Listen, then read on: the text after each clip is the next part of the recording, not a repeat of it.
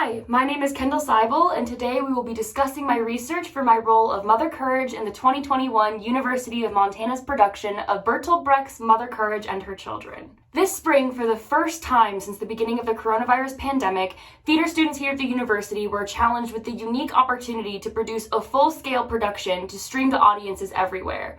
With the help of new COVID protocols, extensive research, and implementing brand new acting techniques, the director, actors, and crew were able to rehearse in the same space to create the spectacle that is Mother Courage and Her Children. Mother Courage and Her Children by Bertolt Brecht is the story of war, capitalism, and the length anyone will reach for a profit. The story follows Anna Fearling, known to most as Mother Courage, as she pulls her commissary cart through the European battlefields in the 30 Years' War, the brutal 17th century war between the Catholics and the Protestants. She, along with her three children, Eilif, Swiss Cheese, and Katrine, use their wares and their wit to profit off of the war, but at what cost? As the story progresses, Mother Courage loses each of her children, one by one, to equally horrible fates, until she is all alone at the end, where she must pull her cart on her own, because as we learn throughout the course of the play, the war waits for no one. So who is Bertolt Brecht? Bertolt Brecht is a German playwright who was born in 1896. Throughout his life, he worked in the medical field in World War I, he hid from Nazis in World War II, he fled to America and was tried as a communist during the Red Scare, and still managed to write and produce dozens of important plays. It was during World War II that he wrote Mother Courage, as well as other prominent plays, as a way to express his thoughts on the social and fascist movements in Germany at the time. Brecht is an interesting theater maker because along with the dozens of political plays he wrote about the various injustices he witnessed, he also created his own style of theater. It's called epic theater, and it was the first of its kind. Brecht developed this style over the course of several years by creating an acting technique unique to serve his productions, and this is what I studied as I prepared to play Mother Courage this spring. Epic theater is a new kind of theater that was created by playwrights in response to the political happenings of their time and then performed in new groundbreaking ways, such as documentary theater, audience interaction, and requiring a critical engagement in the material to think objectively about our own lives. Epic theater utilizes what Brecht calls gestus, which was foundational to my research for Mother Courage. Gestus is the combination of physical movement, and it carries at least two distinct meanings in Brecht's theater. Gestus always informs relationships socially, and it also serves the political narration of the story. For example, when a customer would purchase something from Mother Courage, she would hold her hand out like this to signal they toss their money to her. She does this several times throughout the course of the play, and it is informed both socially and politically. It informs her social standing in her relationships.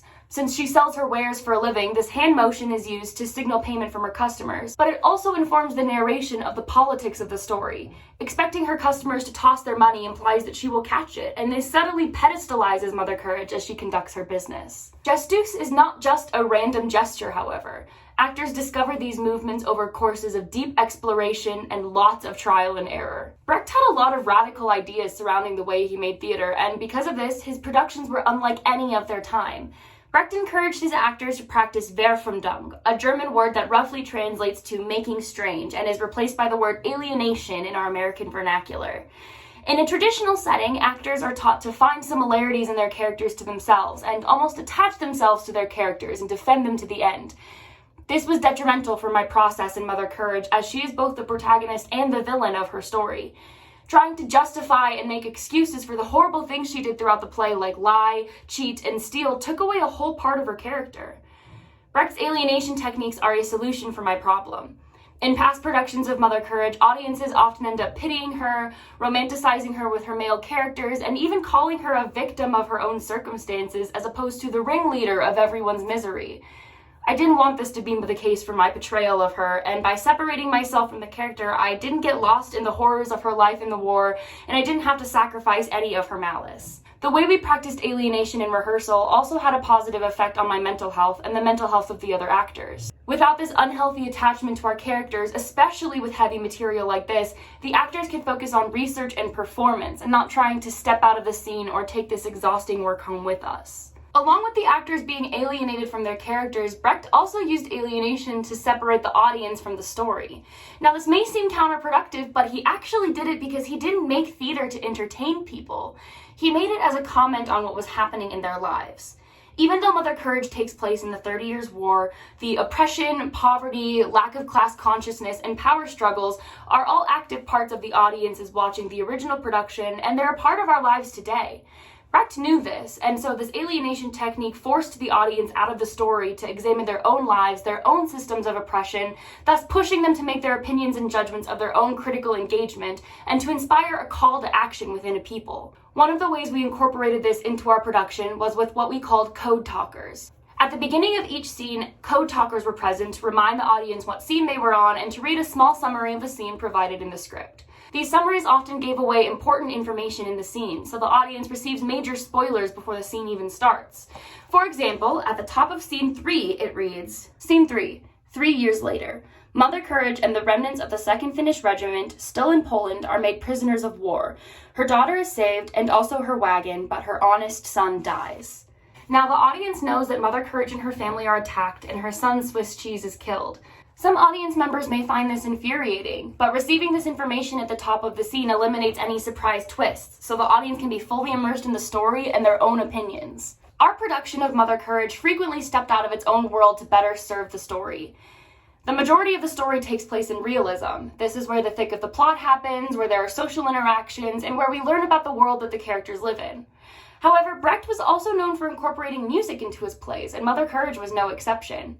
When a song appears in Mother Courage, there is a lift-off from realism, and the world shifts into this smoky, cabaret aesthetic. This is extremely Brechtian because it takes the audience out of the play, and because of this shift in style, it forces the audience to engage with what they are saying, think critically about it, and formulate their own opinions. That was the foundation of Brecht's methods. This also helped add some levity to the production as well. These musical numbers contain subject matter of war, death, poverty, famine, scorned love, prostitution. However, in terms of musical score and this cabaret world the music lived in, the songs acted as a small break from the doom and gloom of living in the brutal war-torn battlefields. In one of the scenes, Mother Courage's song, The Great Capitulation, happens just hours after the death of her youngest child, Swiss Cheese. Even though the song features backup dancers, feather boas, and colorful language, the high stakes of the world these characters live in is still very evident. Brecht often talked about his disgust of psychological acting, or naturalism, which are very popular theater techniques at the time.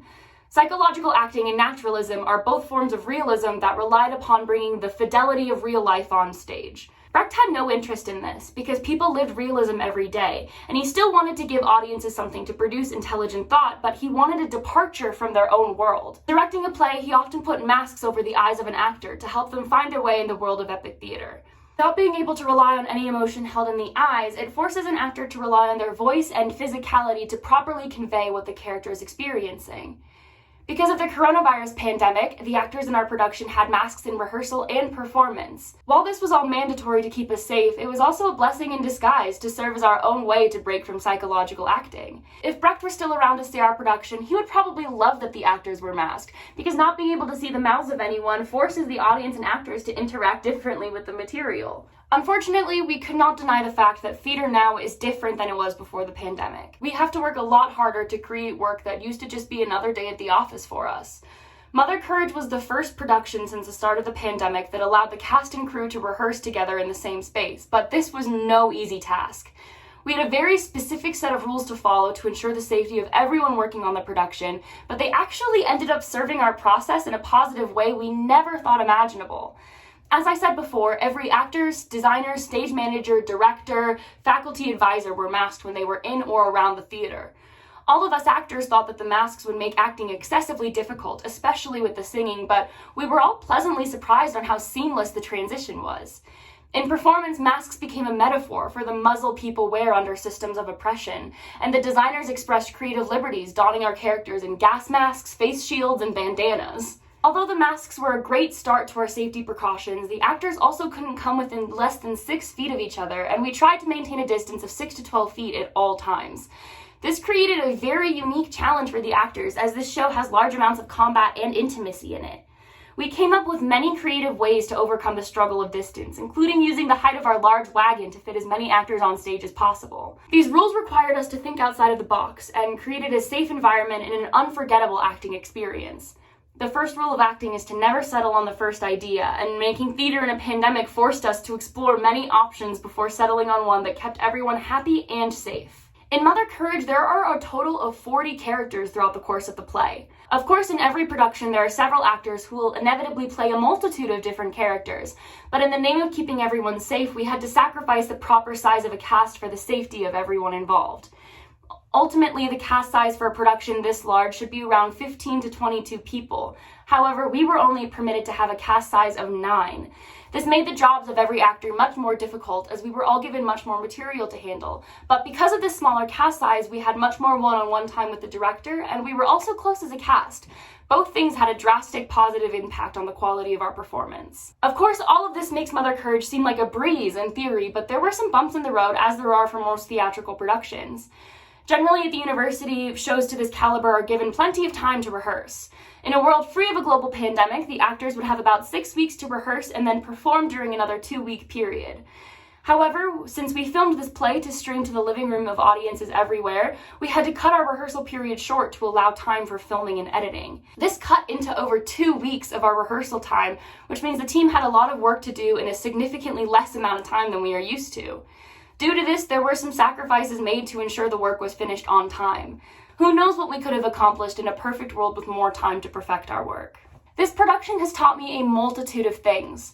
Firstly, it taught me effective ways to research a character as an actor. It is hard to believe the amount of work an actor has to do before ever even stepping foot into the rehearsal room. This role showed me the best way to be prepared and ready to work to the best of my ability.